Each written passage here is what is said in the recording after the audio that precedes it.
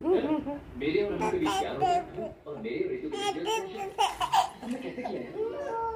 अरे संजू, यहाँ क्या कर रहे हो? अरे अंकल, आपको पता है ना, ये गणेश है। श्री श्री श्री पालनपुरी गणपति भगवान को भी बहुत पावरफुल है। अच्छा, ये जो भी कहता है सच हो जाता है।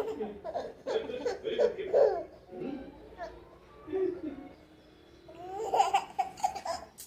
एक मिनट।